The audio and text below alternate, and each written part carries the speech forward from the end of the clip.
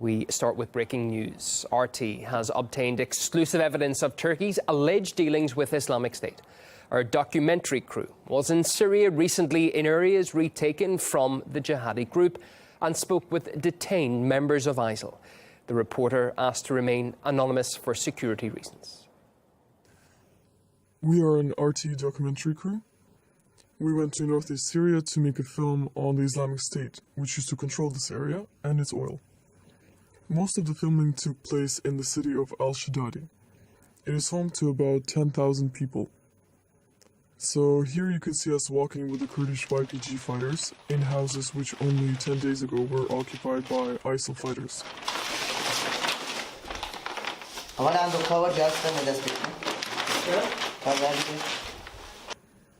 They ran away, leaving all their things, including important documents. So precisely in this room we found oil accounting documents. The fighters didn't even realize what these were at first. These papers show how much oil was pumped from certain wells per day, the sale price per barrel, and the total profit. This here is right when we discovered these documents.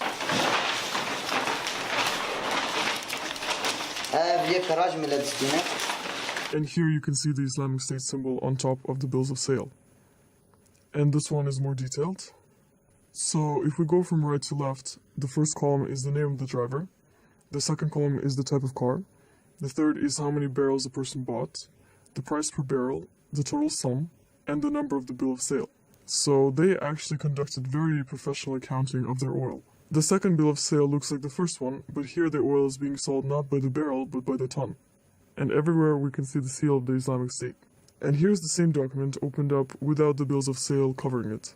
We have the name of the driver, type of vehicle, how much was paid before the oil was weighed, the weight of an empty vehicle, the weight of a full vehicle, and the difference. So how much oil was pumped into the vehicle, the final price, and the number of the bill of sale.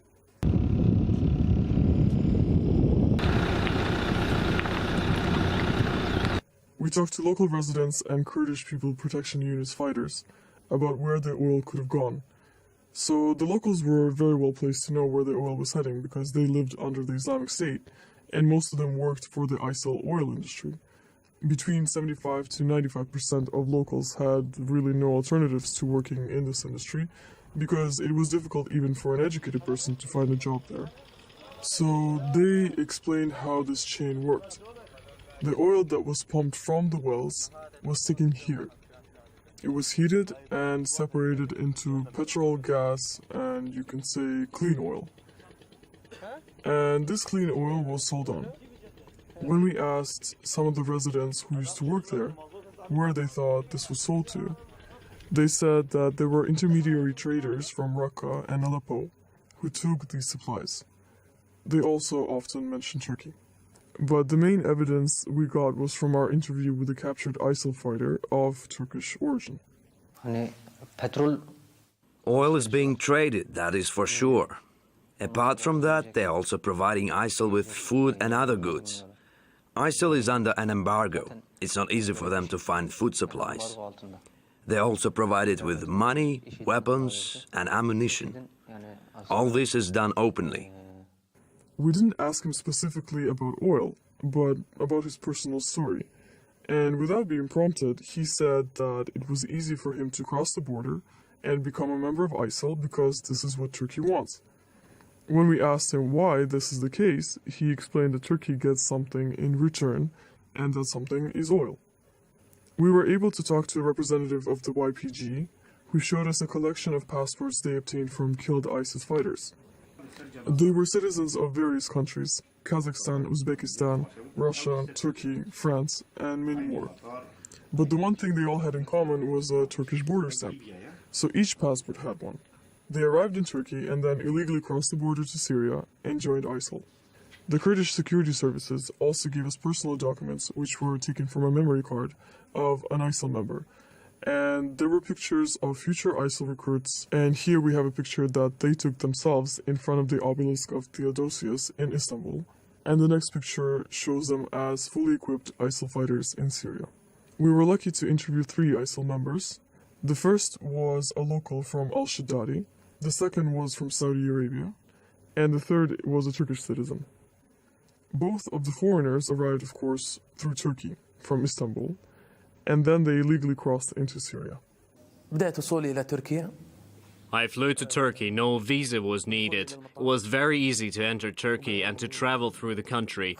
I passed Turkish security checkpoints and encountered no obstacles. Islamic State militants always go to Syria via Turkey. They have no difficulty crossing the border. There was a lot of Turkish goods and products in the areas of Syria we visited. There appears to be smuggling on a daily basis, but nobody asks questions. So, even though everyone knows that there's a war going on in Syria, and Islamic State is right on the border with Turkey, this border is still not secured.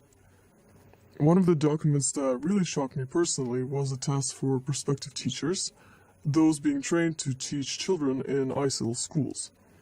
And there we found about 10 completed tests by these potential teachers, and one of the questions was, if a person ridicules the beheading procedure carried out by a member of the Islamic State, how should he be treated and why? And the answer was that he's unfaithful because if he ridicules this procedure, then he's laughing at the entire Muslim faith. There was another question. If a person gives food to an Alawite besieged in his own home, how should he be treated and why? The answer was again that he's unfaithful because this Alawite has been condemned by Muslims, and in doing so he shows that he loves this Alawite more than Allah. Another interesting thing is that Islamic State members fled prior to the Kurdish offensive, dropping everything, including their weapons, those documents, and their personal belongings, and even their shoes. So when we walked around these apartments, we found beard shavings in front of a mirror and scissors, because they had changed into regular clothes before running away so that the Kurds wouldn't spot them. And another curious thing that we found was a book entitled How to Defeat the Assad Criminal Regime. We found the book in an ISIL hospital, and it has been printed in Turkey.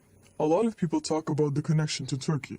A captured ISIL fighter himself told us that if they couldn't receive weapons, people, and food, and if it was impossible for Islamic State members to get into Turkey to get medical help and rest, then Islamic State would lose their support and a very big sponsor. Why is Turkey doing all of this? Turkey and ISIL have a common enemy, the YPG. Turkey doesn't want to find them itself. They choose to act through an intermediary to get rid of their enemy. That is why Turkey allows jihadists into its territory.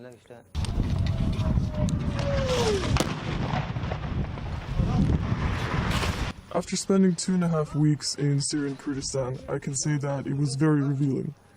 Soon we will release a documentary about ISIL, its oil, and the connections to Turkey, so stay tuned.